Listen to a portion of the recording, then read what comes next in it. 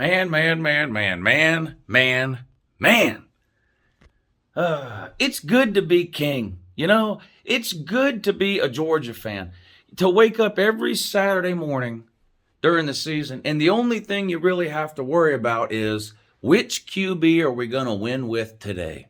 That's all you have to worry about. You don't have to sweat games into the second quarter, but never mind halftime or the fourth quarter. You don't have to worry about losing.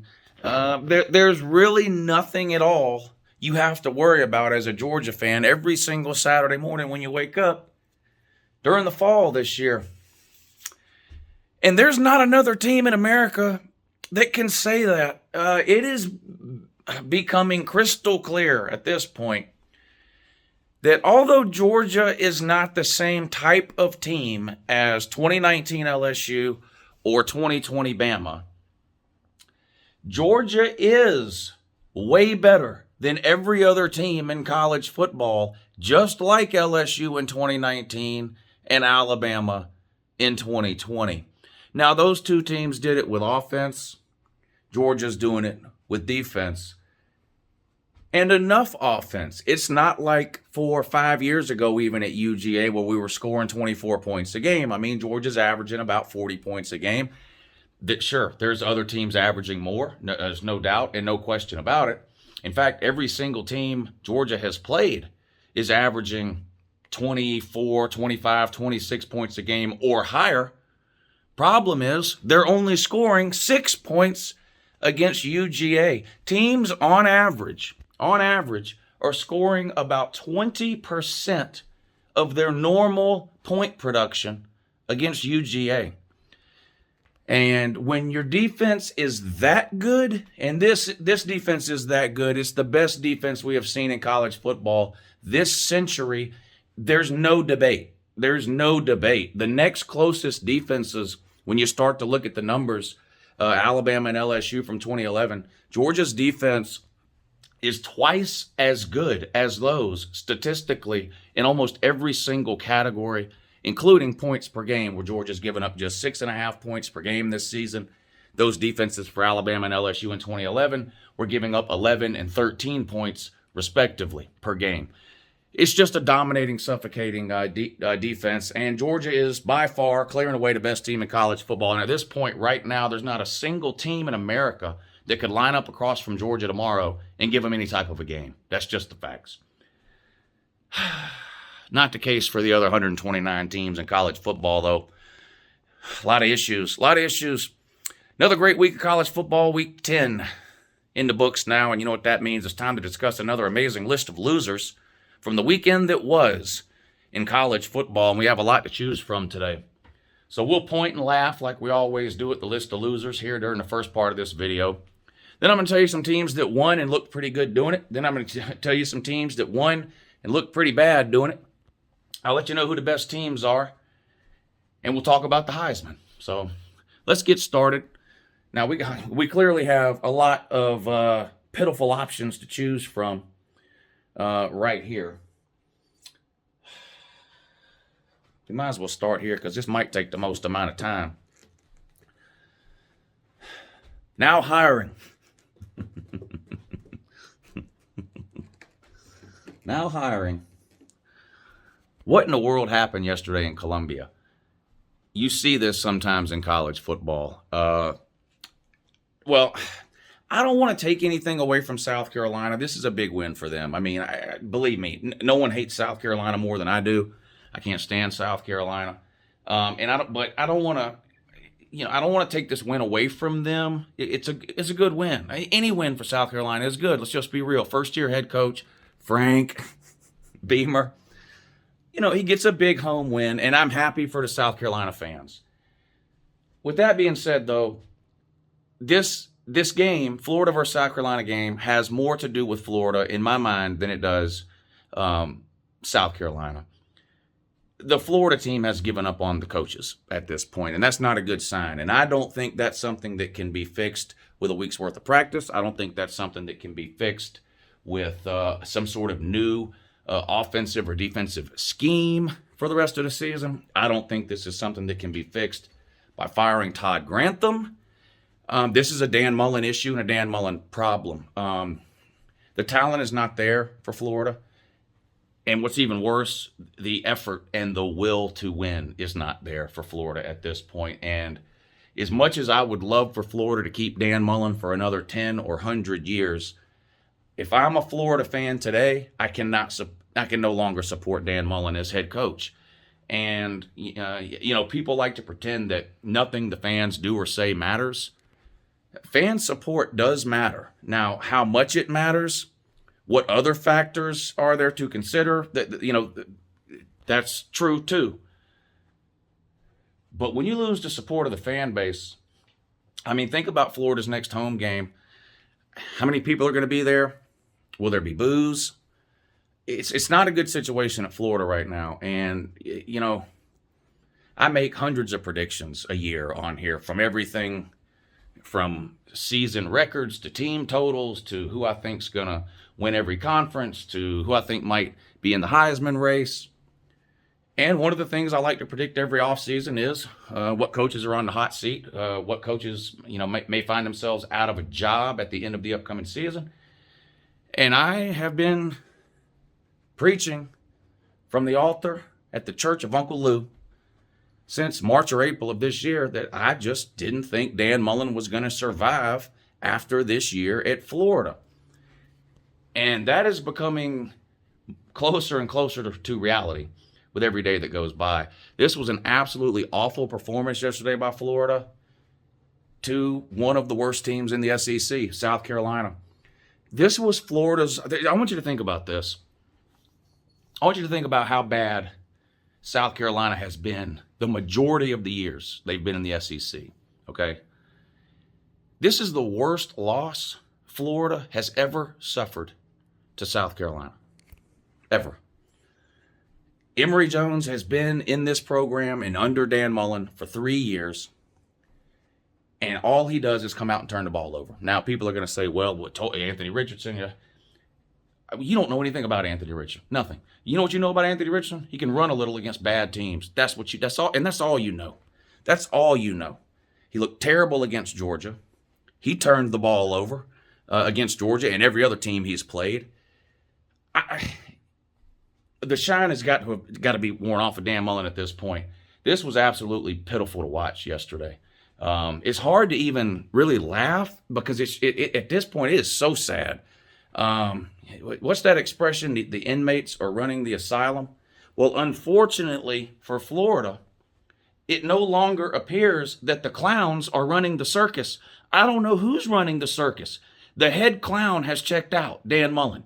This guy, Dan Mullen, clowns dress up like Dan Mullen for Halloween. That's how much of a clown. Dan Mullen is more of a clown than an actual clown.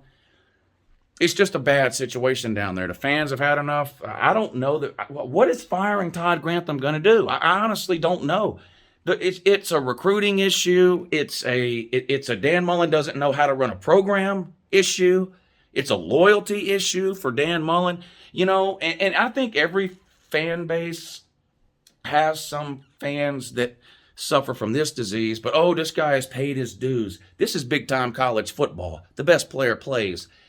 I don't know who's better between Emory Jones and Anthony Richardson. Most of the Florida fans seem to think it's Anthony Richardson and that Dan Mullen's only playing Emory Jones because, he stuck around and he was loyal. He paid his dues. He waited in line. It's his turn. There's no room for that in major college football. You need to leave your feelings at your high school graduation if you're a D1 football player headed to a major college football program. There should be no feelings involved. That sounds harsh to say, but this is big-time college football, and head coaches get paid millions. Dan Mullen makes more than Kirby Smart. Let that sink in. Florida is literally flushing money down the toilet. Dan Mullen makes more than Kirby Smart. They get paid to make those tough, hard decisions. I'm sure these coaches develop relationships with the players, and it's hard to look Emory Jones in the eyes for 3 years and tell him to stick around. You're going to get your turn. You're going to get your turn. I'm sure it's hard then to put him on the bench or anybody. I'm using Emory Jones as an example, but Dan Mullen has a loyalty issue to players and coaches. Todd Grantham never should have been retained for this year, ever. He's hard-headed. He's stubborn. Dan Mullen I'm talking about. Dan Mullen would rather be right than win. Dan Mullen would rather be right than win. Think about that. Think about that. Florida, your season has been over, and it could be that Dan Mullen's tenure there is on the verge of being over. And again, I don't wish that because I know what Dan Mullen is. Dan Mullen is what he was at Mississippi State. He's an 8 or a 9 win a year guy in the good years. That's what he is. That's what he is. He can't recruit. He doesn't put in the time, effort, or energy required to recruit at the level you need to recruit at to be successful in the SEC. He's not interested in it. He's more interested in X's and O's and scheming up offensive plans than he is about recruiting and trying to get the best players. And in college football, that just doesn't work. Look at Lane Kiffin. And let me ask you, and I'm being dead serious, and I'm asking the Florida fans this, because I happen to think Dan Mullen is a good offensive mind, even though I don't like him as a head coach. I do think Dan Mullen's a good offensive mind. And I've said this before, being a great offensive or defensive coordinator doesn't necessarily mean you're going to be a great head coach. The skill sets don't translate. But let me ask you this. I think Lane Kiffin is a better offensive mind than Dan Mullen. And that's not an insult towards Dan Mullen, because Lane Kiffin might be the best offensive mind in football. Okay? Lane Kiffin can't win 12 games just because he's the greatest offensive mind in football. Why? He doesn't have the players. He doesn't have the players. Lane Kiffin is going to lose to teams with better players, even if that team has coaches who don't scheme as well as Lane Kiffin. And the same is true for Dan Mullen. Now, if Dan Mullen had elite players and his elite offensive mind, would that make a difference? Yes. Look at last year when he had all Jim McElwain's players there as juniors and seniors. It was a good year. Look at Florida when Dan Mullen was running the offense under Urban Meyer in the late 2000s. Pretty good teams. But Dan Mullen can't get those players in. When he's the head, somebody else needs to bring the players in. That's the problem. And this is why Dan Mullen has had his eye on the NFL forever. You don't have to go around and beg players to come and play for you. You can draft the players you want out of the draft. You have free agency. You have trades. You have things you can do. You don't have to spend all that time out recruiting junior and senior, 17 and 18-year-olds, and begging them to come play for you. Dan Mullen's not into it. We'll see what happens. I don't know. But it's an embarrassing and humiliating loss for the Florida program. Forget this year's team. This is a loss that will be remembered 10 years down the road. That's how bad of a loss this was yesterday to South Carolina. I said last week we're leaving the Texas horns down, and that's what we have to do. The upside down flag is the international distress symbol, right? You fly your flag upside down. That means you're in a lot of trouble. Well, Texas is in a lot of trouble. They lost again, 30-7. I'm going to say basically the same things that I said about Texas last week. I'm fixing to say them all again right now. Would you be surprised if I told you that Texas was winning this game at halftime? No, you wouldn't be surprised at all. And guess what? They were winning this game at halftime. They're winning every game at halftime. This time they were winning 7-3 at halftime. I told you all week, because we do a lot of talking about sports betting around here. I said, you want to make some money? Start betting on Texas in the first half of every game and start betting against Texas in the second half of every game. Well, if you listen to Uncle Lou, you made money in the first half. Texas was up 7-3 over Iowa State. You would have cashed in. Well, guess what happened in the second half? Texas takes another lead into the locker room at halftime, 7-3 over Iowa State. Texas then comes out in the second half and gets outscored 27-0. 27-0. They did not score a single. This was the worst of all the second halves Texas has played this year. They've all been bad. This one was the worst. This one was the worst. Outscored 27-0 against a middling Iowa State team that is not living up to their preseason hype either. Texas and Iowa State both having disappointing seasons versus preseason expectations. Texas obviously much worse than Iowa State. as they lose this game to the tune of 30-7, getting outscored 27-0 in the second half. Again, you have to go back and watch last week's video where I talk about Texas second half collapses. Is it Steve Sarkisian's fault? Is it a conditioning issue? Play calling issue in the second? I don't know. I don't know, but it's not normal for a team to have this many second half collapses in a single season. I mean, every single game Texas plays, they're winning at halftime and they lose the game. Every single one went all the way back to Oklahoma. I mean, it's unbelievable to watch. I never doubted for a second that Texas was going to lose that game, even though they went into halftime up 7-3. It never even crossed my mind that Texas might find a way to hang on to win the game. The only thing I thought about was, well, how bad are they going to lose it? And they got outscored 27-0 in the second half. An absolute abomination from horns down. Texas in the SEC is going to be the worst thing to happen to Texas since the Alamo. Y'all are going to get, I'm being dead serious, y'all are going to get brutalized in the SEC. Iowa State, look, 80% of your schedule every year is going to be better than Iowa State. I don't know what you're going to do in the SEC. Texas is going to regret this decision, I have a feeling. In fact, I'm almost willing to go out on a limb and make a prediction here. I don't know what type of contract Texas and OU are going to sign with the SEC in terms of number of years. I don't know. I wouldn't be surprised at all if at some point down the road, Texas leaves the SEC and goes independent like Notre Dame, because they are going to get destroyed in the SEC. Absolutely destroyed. And that's whether they come in next year, and we still don't know. They're coming in sometime between now and 2025. It could be next season. It could be 2023. We don't know. They're going to get absolutely humiliated on a weekly basis when they come into the SEC. And this crying that they do about the horns down, you might as well get over that shit now. And that goes for the fans, the players, the Texas administration, alumni, everybody. You think it's bad at Iowa State? You think it's bad at Kansas State? You think it's bad at a neutral site game against Oklahoma with people doing the horns down? Sir, you won't be able to go to a single opposing stadium in the SEC without being inundated with the horns down. Hell, when you played Arkansas this year, Arkansas, they had horns down up on their Jumbotron. So it's just going to be a nightmare and a disaster for Texas in the SEC, period, bar none. Your season remains over. Sorry, not sorry. Speaking of sorry, is Auburn still running the table, beating Texas A&M, beating Alabama in the Iron Bowl, beating Georgia in the SEC championship game, and then becoming the first two-loss team in history to make the playoff?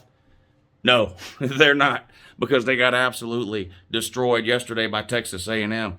A Texas A&M team, I remind you, that is not very good. They're not. They're not very good. The fact that they beat Alabama does not automatically make Texas A&M a good team. Texas A&M's not good. Same Texas A&M lost to Arkansas, lost to Mississippi State.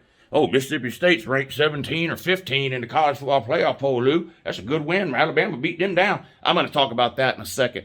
But Auburn, your season is over. Bo Nix, I'm curious from Auburn fans. Are you sort of looking forward to when Bo Nix leaves?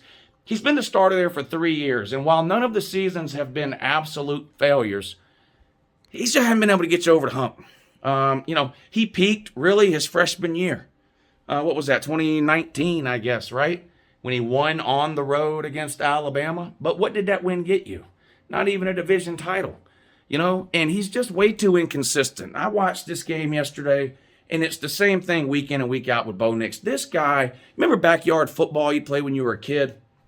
And before you rushed the QB, you'd have to count to 5 Mississippi. 1 Mississippi, 2 Mississippi, 3 Mississippi.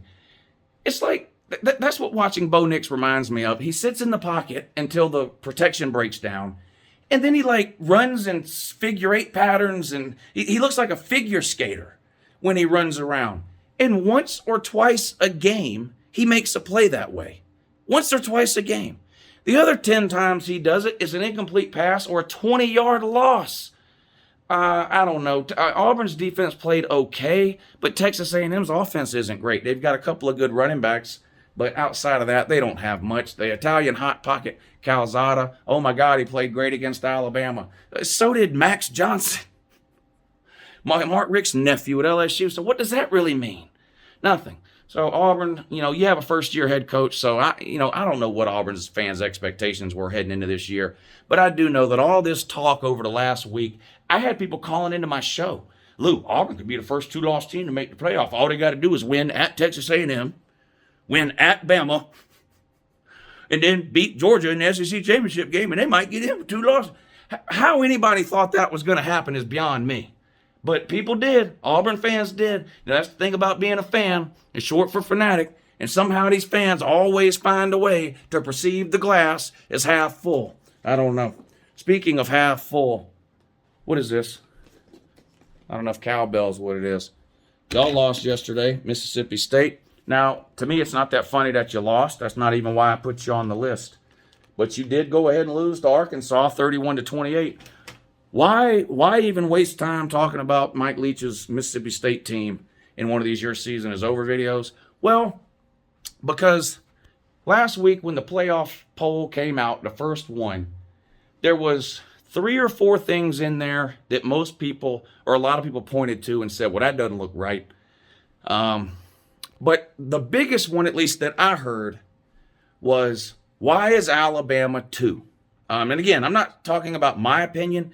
I'm talking about from spending hours and hours and hours every week doing live shows and reading my comment section. This is what I heard the most. Why is Alabama number 2? And why is Mississippi State ranked 15th or 17th or whatever they were? The thinking being, well, the committee just put Mississippi State at 15 or 16 so that Alabama would have a ranked win. I don't think that's why they did it. But I do agree that Mississippi State had no business anywhere in the top 25, much less 15 or 17 or whatever they were. They are not a good team. It seemed like a weird, like trying to find a corner in a circular room. It's like, okay, Texas A&M is no good. They lost to Arkansas and Mississippi State, but then they beat Alabama. So what are we going to do with Alabama? Well, let's put Alabama at 2. We'll pretend Mississippi State is really good. We'll rank them 15. That will make Texas A&M's loss to Mississippi State not seem so bad, therefore making Alabama's loss to Texas A&M not seem so bad. Again, I don't buy into conspiracy theories as they involve the College Football Playoff Committee. I mean, if you look at the members of the playoff committee, it's like the athletic director of Iowa, the athletic director of Rutgers, believe it or not, the athletic director of Georgia State. I mean, it's athletic directors and college presidents and things like that from all over the country. I refuse to believe that the athletic director of Oklahoma or whoever is secretly trying to put Alabama 2. I don't think that's what it was. But I do agree that Mississippi State had no business being ranked anywhere in the top 25 in the college football playoff poll. They've been a bad team all year. That made no sense at all. I don't know how you possibly keep Mississippi State in the top 25 now, which means Alabama's back to having 0 wins over ranked teams, plus they have a loss, plus they have 2 struggle wins against terrible teams. I mean, this is starting to sound like Oklahoma or Cincinnati to me. Alabama's win over Mississippi State is not a good win. The score is impressive because that's what you're supposed to do to bad teams, beat them down, and that's what Alabama did. But Mississippi State had no business being in that poll last week. So they got Alabama at 2, pretending Mississippi State's their best win, which then props up their loss to Texas A&M for no reason. Meanwhile, Alabama has an actual loss to Texas A&M. They've got an embarrassing 2-point win against a horrible Florida team. And don't even get me started on last night, because I'm talking about that in a few minutes. So forget about it. What is this?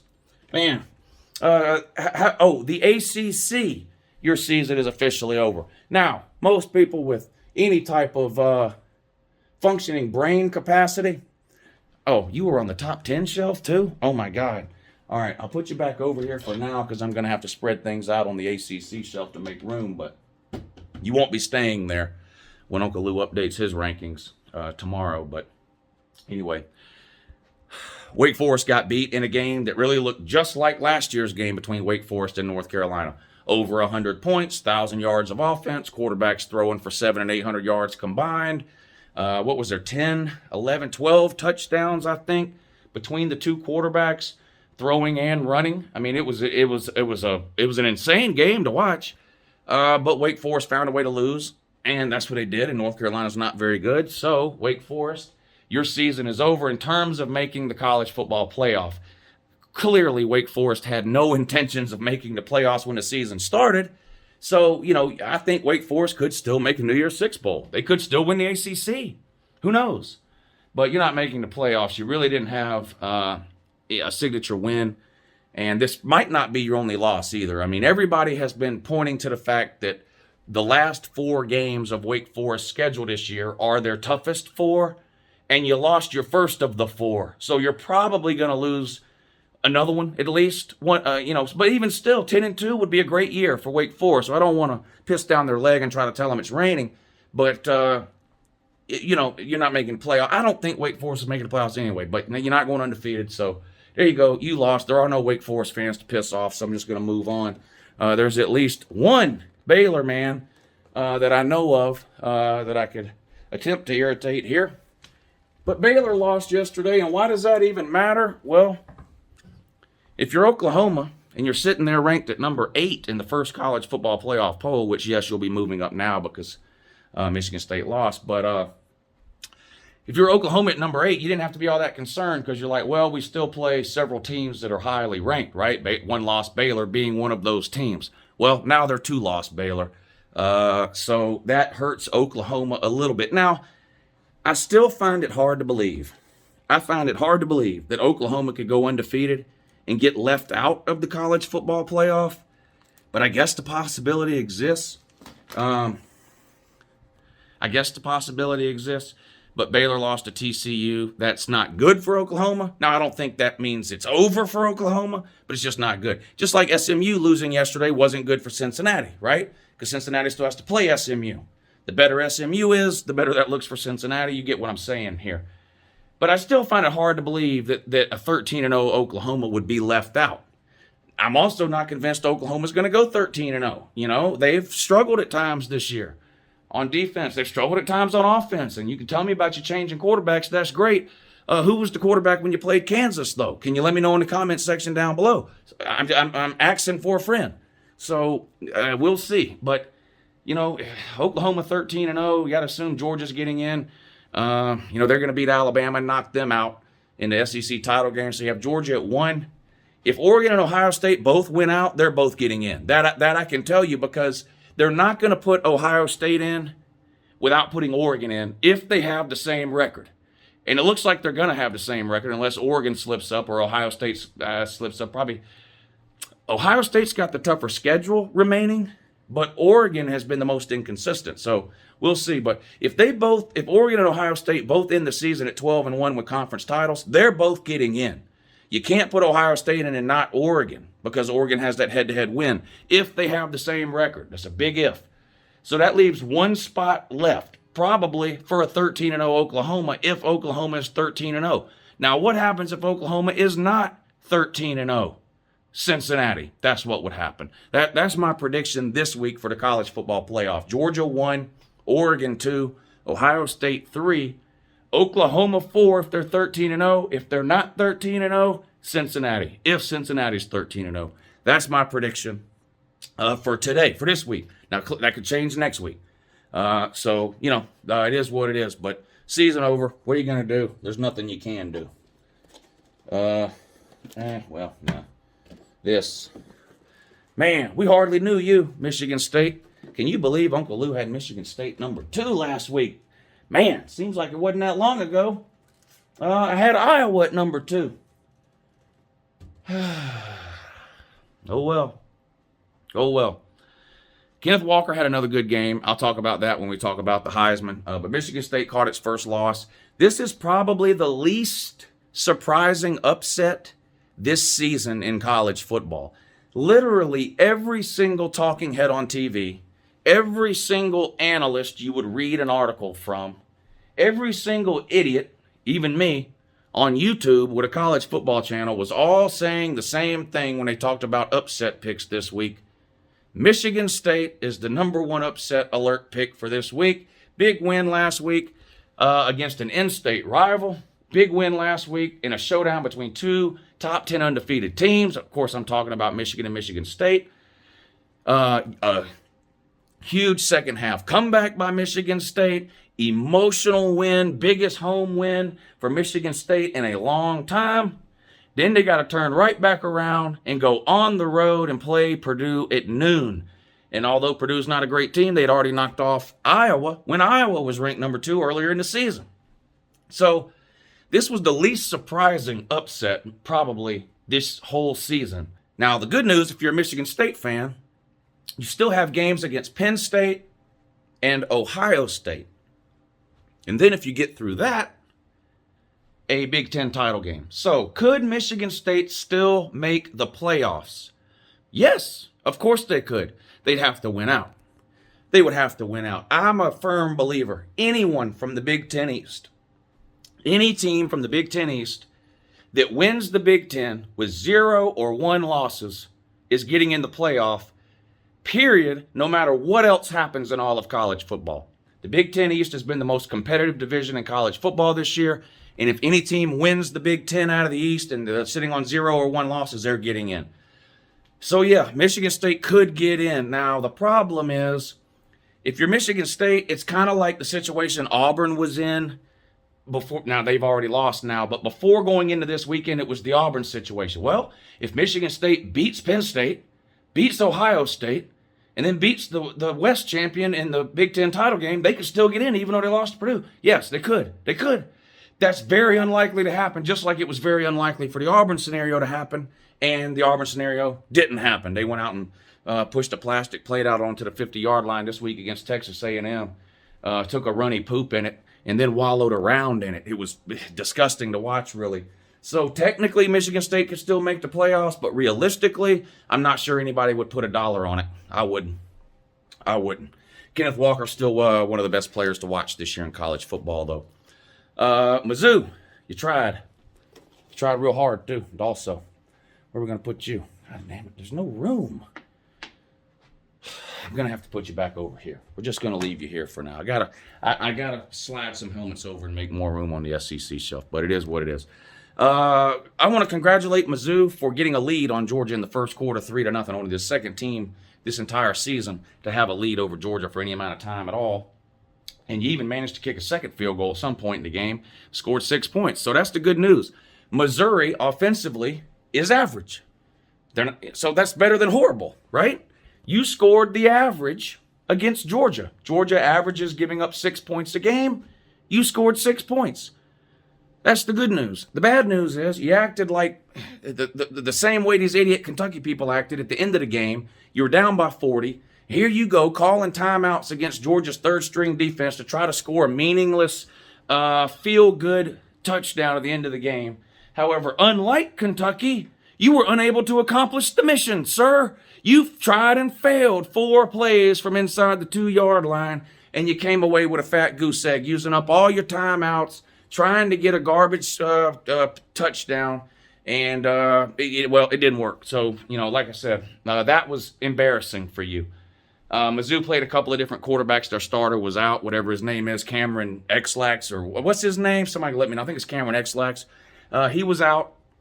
So you played 2 different quarterbacks, and there were 2 different styles of quarterback, too, which did make it a little bit tricky for Georgia to prepare for this game because you had to prepare for the running quarterback and you had to prepare for the pocket passer. But Georgia's defense did a pretty good job against the pass. Actually, they did a great job against the pass. You did manage to run on Georgia for more than most. We're giving up an average of 75 yards a game rushing. You had that in the first half. So you ran the ball pretty well. It was for 2 and 3 yards a pop, though. I mean, I think Missouri got 15 first downs in this game, if I remember the stat line correctly. And that's impressive. The problem is, this is how it went for Missouri pretty much all day. 1st and 10, 2nd and 7, 3rd and 3. And either you would get the first down by 1 yard or you'd have 4th and 1 and go for it and get it. it was 3 yards, 3 yards, 3 yards, 3 yards, slow, methodical drives like that. Not saying there's anything wrong with that. And, you know, you'd get down into Georgia territory and those drives would bog down and you came away with the 6 points. So not taking anything away from Mizzou. I think everybody kind of expected an outcome like this in this game. I mean, Georgia was a 40-point favorite for a reason, right? Yeah, for a reason. And this started happening a couple of weeks ago, so it's not new. But, you know, the trolls on YouTube, you know, it used to be all week long, Georgia's going to lose, Georgia's going to lose, Georgia's going to lose. They don't even pretend that anymore. Like, Georgia is so dominant now, the trolls don't even come to the comment section during the week to tell me we're going to lose. You know what they come to tell me? There's no way Georgia covering this 40-point spread. That's the best y'all can do. Man, that's humiliating. That's humiliating. So there you go. That's the teams featured on Your Season Is Over list. But don't go anywhere because we're just about to get started here. Here's some teams that won but look bad. Alabama. This Alabama team, I think, is worse than the team that ended up in the Citrus Bowl a couple of years ago, in my opinion. We'll see what happens the rest of the way. They got to play Auburn. That's really their only difficult game remaining. Got to play them there. If they win that game, they get to come to Atlanta and get their intestines ripped out of their asshole by Georgia, which is what's going to happen. I'm telling you right now, and I'm going to remind you of this every week between now and then, I'm not worried at all about the Alabama game. Not only is Georgia going to beat Alabama, this game won't be close. And, you know, if you're one of these people that, of course it'll be close. There's a lot of times where the best team in college football is a lot better than anyone else. Last year's Bama team, LSU in 2019, you see a lot of, look at the scores of the national title games. You see a lot of blowouts. This Alabama team's not very good. You get any, this is another thing I've mentioned about Alabama in previous weeks, and we saw it again yesterday. You get pressure on Bryce Young, he folds. He folds. Now, I think that's because he's young. I'm not saying he will be like that for his entire career. But the way to slow down Alabama's offense right now, because they can't run the ball, is to put pressure on Bryce Young. Now, what team is it in America that you can think of off the top of your head that's most likely to put consistent pressure on Bryce Young? Well, it's Georgia. It's Georgia. It's going to be a long day for Bryce Young if he makes it to that SEC title game. Struggling at home against LSU. And I don't want to hear anything about, well, LSU was bad, so they weren't motivated for this game. That's bull. All I heard all week was, it's got a big payback coming. Big payback coming for the comments Ed Orgeron made last time they played in Tuscaloosa. Roll Tide, what, fuck you, and all that. That's all I heard. That's all I heard. And then Alabama came out, and I mean, they was driving a struggle bus with 2 flat tires and a busted radiator, and were lucky to get out of that game with a win, 20-14. And they missed an extra point, and you know, this has been biting Alabama for years. These field goal kickers, and they got a pretty good one now. But he missed that extra point, and it would have been hilarious had LSU scored again and won the game 21-20. Because you missed an extra point. And let's not forget, the only reason you beat a horrible Florida team is because they missed an extra point. Alabama's just not as good as we keep being told that they are. They're just not. Again, with the Mississippi State win, Mississippi State is not a top 25 team, okay? So not only does Alabama not have a win over a ranked team, they have a loss against the best team they've played, Texas A&M, who is borderline top 10. Borderline top 10. They have struggled against Florida. They struggled against LSU. They can't run the ball. Their lines of scrimmage are nowhere near what they have been in years past at Alabama. Alabama does not have a chance against this year's Georgia team. They don't. They looked absolutely horrible yesterday. And like I said, extremely lucky to get out of there with a win.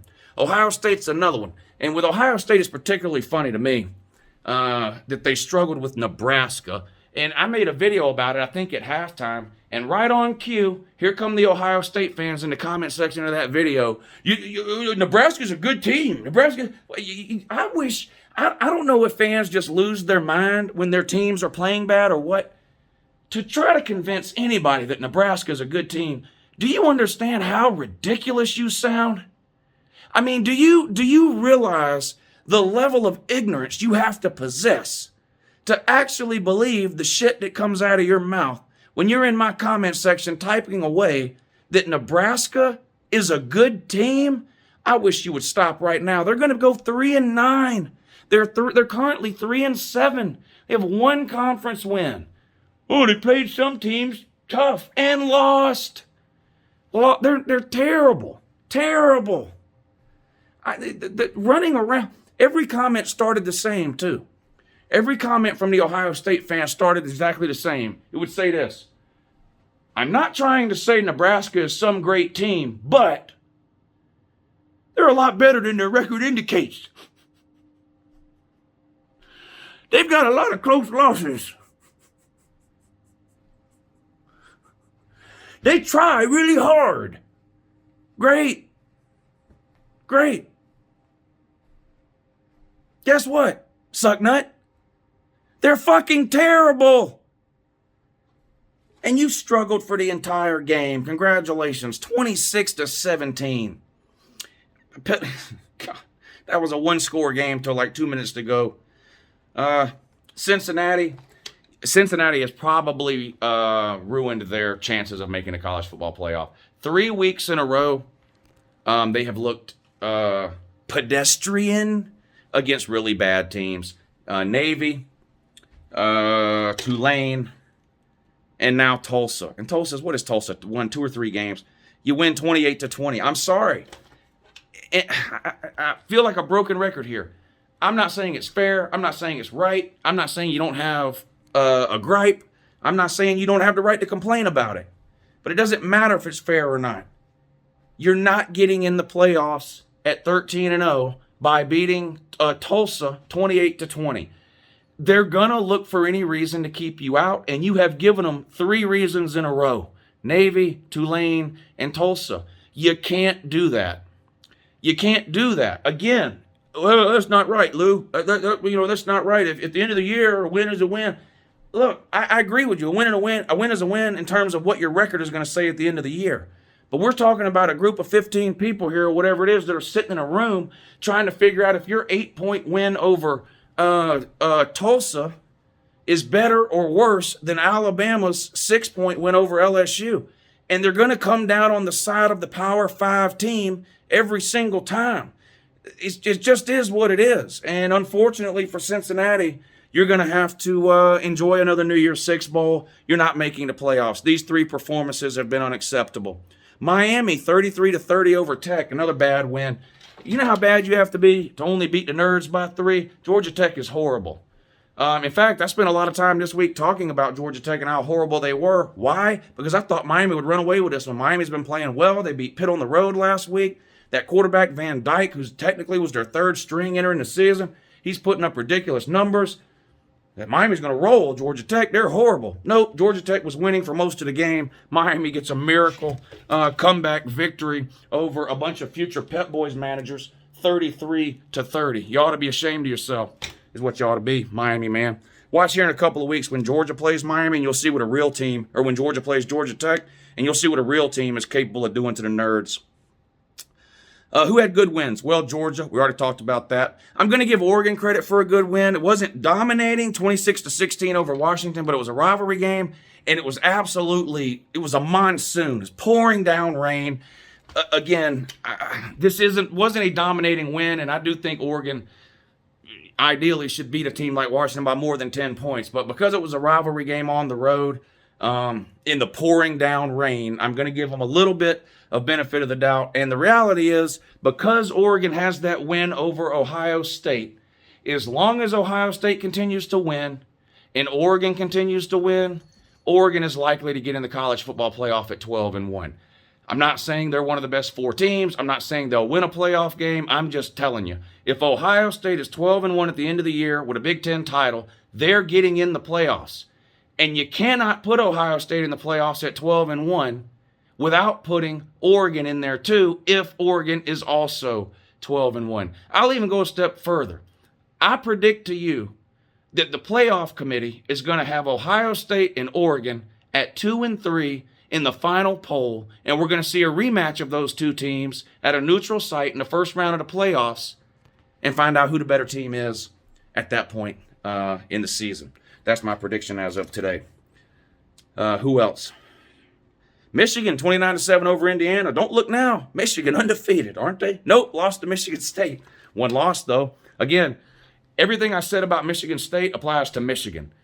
They win out, they're in the playoff. Michigan State wins out, they're in the playoff. Ohio State wins out, they're in the playoff. Penn State is the one that could play the role of spoiler, right? They still have to play, Penn State still has to play Michigan State and Ohio State, right? No, they already played. No, they have to play Michigan and Michigan State still. So they could play the role of spoiler. We'll see. But Penn State's not getting in the playoffs. Forget that. Hell, they barely beat Auburn.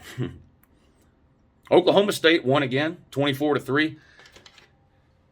Oklahoma State versus Oklahoma is going to be a good game. Oklahoma State's still sitting on just a one loss. Oklahoma's undefeated, but getting no respect from the playoff committee. That'll change as long as Oklahoma keeps winning. But for now, no respect for the wagon wheels. Tennessee won 45-42 over Kentucky. This is a huge win for Tennessee. You know, Tennessee's starting to look really, really good. Tennessee looking a lot better. Tennessee's offense could put up some points. Hey, did you know Tennessee scored more points on Kentucky than Georgia did? I think Tennessee has rounded a corner. I think Tennessee can see the light on the other side of the tunnel now. I really think they're rounding the bend. I think Tennessee is really, really close. Josh Heupel has all the answers. Hendon Ho might be the best quarterback in the universe. Tennessee.